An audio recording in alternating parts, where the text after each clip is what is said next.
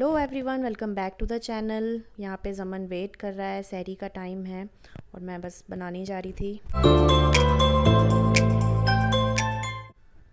कल वाली जो मेरी ट्रिक थी कि हल्का खाओ इफ्तारी में और फिर खाना खा लो टाइम से, सही तरीके से, तो वो काम कर गई। और ज़मन ने सुबह उठकर बोला आज मैं पराठा खाऊंगा तो सही बात है, ज़्यादा पकौड़े और ऐसी चीज़ें ना तली वाली खा लो इफ्तारी में तो फिर पता नहीं वो अजीब सा ही पेट में ऐसा लगता है ऊपर ही नीचे ही हो रहा है।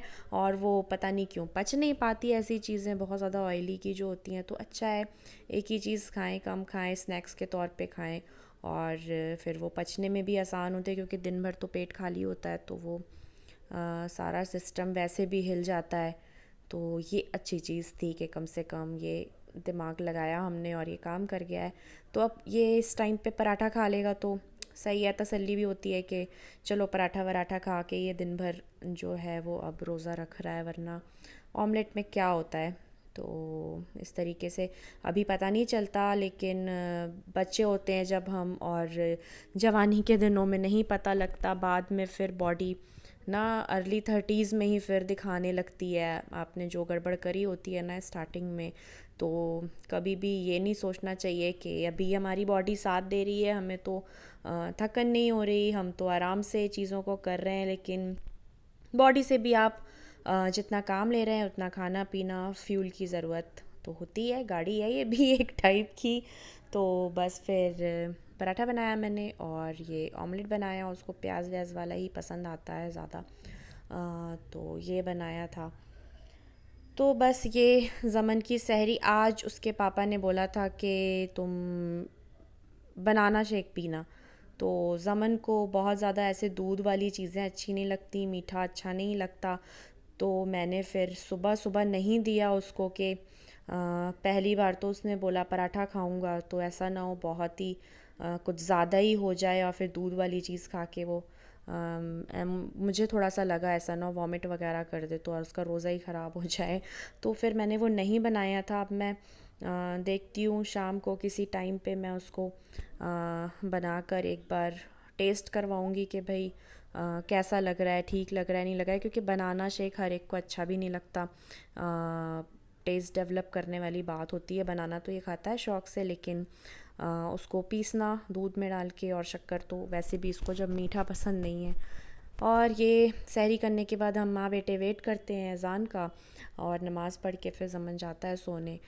तो हमारे साथ साथ जो हमारे टिड्डू हैं दोनों वो भी अब कुछ 3-4 दिनों में सेट हो गए हैं कि ये लोग आते हैं रात में और खाते पीते हैं। 2 दिन तो काफ़ी एक्साइटमेंट दिखाई दोनों ने। अब ये है कि हाँ उठ जाते हैं और फिर थोड़ी देर के बाद ये दोनों फिर ऐसे लुढ़क जाते हैं कि ठीक है ये लोग भी खा पी के अभी यहाँ वहाँ हो लेंगे तो हम भी सो जाते हैं। तो बस इसी के साथ हमारी आज की भी सहरी, कितनी जल्दी जल्दी रोज़े जा रहे हैं और ऐसा लगता है साल भर वेट करो कि रमज़ान आ रहे हैं और बिल्कुल पता नहीं चलते। 4-5 के बाद तो बस फिर खैर ये दिन का टाइम था। दिन का भी क्या, हाँ 3-4 बजे के आसपास आज मैंने बहुत कपड़े धोए, बहुत ज़्यादा इकट्ठे हो गए थे। मैंने 3-4 दिनों से कपड़े नहीं धोए थे और अब इतने ज़्यादा हो गए थे कि दोनों बालकनियाँ पूरी पूरी भर चुकी हैं। उसके बाद भी इन्हें जो ये लॉट दिख रहा है ये धुले हुए हैं, लेकिन इन्हें जगह नहीं मिली है सूखने की। तो मैं वेट कर रही हूँ एक बालकनी के थोड़े से सूखें तो फिर मैं इन्हें जगह बना के डालूँ। और यहाँ पे मैं डिनर के लिए बना रही हूँ मटन। तो ये मैं बना रही हूँ कच्ची मिर्च का भुना गोश्त, जिसकी रेसिपी इंशाल्लाह मैं आपको ईद के बाद दूंगी, क्योंकि अभी वैसे भी इफ्तारी की रेसिपी मैं शेयर करती हूँ तो फिर बहुत ज़्यादा हो जाएगा। तो ये आलू बॉईल करे थे मैंने और ये कुछ मसाले लिए, गरम मसाला, चाट मसाला और आमचूर पाउडर और नमक और लाल मिर्च पाउडर ये ले लिया है। और आप लोगों को देख के लग रहा होगा टाइटल में कि मैं ने शायद स्पेलिंग मिस्टेक कर दी है, तो ऐसा नहीं है। मैंने सही लिखा है, वो छत्तीसगढ़ में आलू गुंडा बोला जाता है, और यूपी के साइड में मैंने सुना आलू बंडा या आलू बोंडा, इस टाइप से बोला जाता है। और ये था सब्ज़ी मैं अपने लिए बना रही थी, पत्ते गोभी और आलू और टमाटर डाला है इसमें। मैं ये अपने लिए सब्ज़ी बनाऊंगी, मटन तो मैं खाऊंगी नहीं।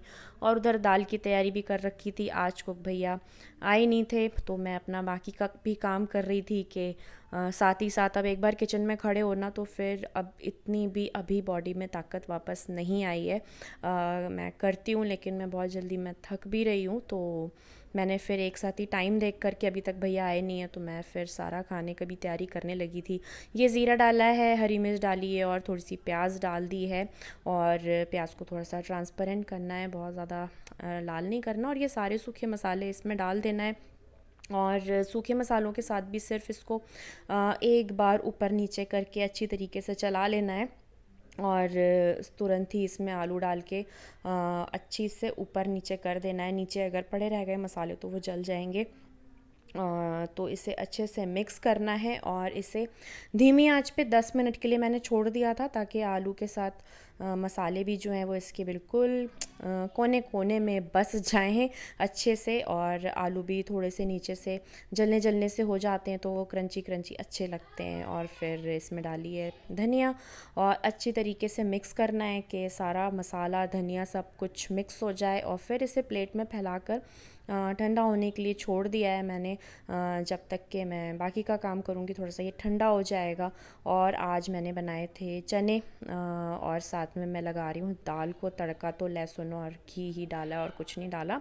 दाल बन के तैयार हो चुकी है। वहाँ बेसन घोल के मैंने साइड में रख लिया है, और ये मैं कर रही थी। बीच में ज़मन आके कह रहा है आप ये बना रही हैं, तो ये तो मुझे मुंबई का वड़ा पाव याद आ रहा है। तो लकीली पाव रखे थे फ्रिज में, और सिर्फ इतने ही रखे थे, तो ये मैंने निकाल कर सेक दिए। मैंने कहा चलो तुम्हारा मन हुआ है तो फिर तुम ट्राई कर लो। वैसे उसमें चटनी वटनी भी पड़ती है, लेकिन उसने कहा कोई बात नहीं, आप सिर्फ पाव सेक दीजिए, आज मैं वो वाला फ़ील लेना चाहता हूँ, मुंबई वाला। तो मैंने कहा ठीक है। तो मैं ये पाव सेक रही थी अच्छे तरीके से। इसमें दोनों तरफ बटर घी या ऑयल लगाकर, जो भी आपको पसंद हो वो लगाकर इसे अच्छे से सेक लें।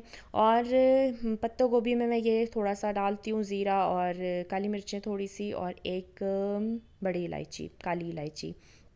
ये सारा कुछ तेल में डाल देना है। थोड़ी देर के बाद प्याज और हरी मिर्च डाल देती हूँ। बस ये सारा कुछ जब तक प्याज हो रही है, तो मैंने वो जो सैलेड काट कर रखी हुई थी उसमें मैं मिला दूँगी ये चने।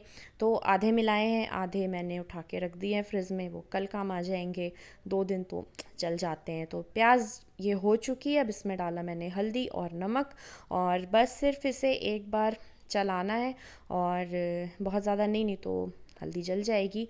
और बस फिर इसमें सब्ज़ी डाल देनी है। थोड़ा सा पानी डालूँगी मैं, बहुत, ये जो चम्मच से मैं चला रही हूँ इसी चम्मच से बस 1 चम्मच पानी डाला है, ताकि वो कुकर में जो है वो चिपके नहीं, इसलिए डालती हूँ मैं। बस वो 1 या 2 सीटी में सब्ज़ी बन जाती है, तो ये शॉर्टकट मारा, वरना कढ़ाई में तो अच्छी बनती है। ये मैं अब बिल्कुल मेरा दम निकल चुका था, यहाँ तक पहुँचते पहुँचते मैं बिल्कुल थक चुकी थी। और फिर बस ये देखिए भैया आ गए थे। बहुत सुकून मिला, अल्हम्दुलिल्लाह कहा मैंने कि कम से कम भैया ने कहा, मैं सो गया था, आज मेरी आंख लग गई थी तो मैं उठ नहीं पाया। मैंने कहा चलो भैया यही बचा है, अब इसे आप फ्राई करो, बाकी की फिर मैं तैयारी करती हूँ।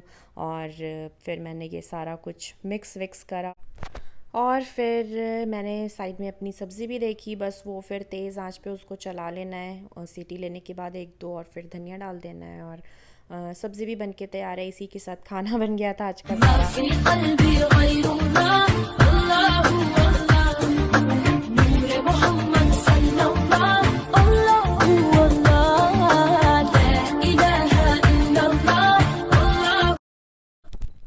इसी के साथ आज का हमारा दिन यहीं पे ख़त्म होता है। और आप सब हम लोगों को अपनी दुआओं में ज़रूर शामिल करें।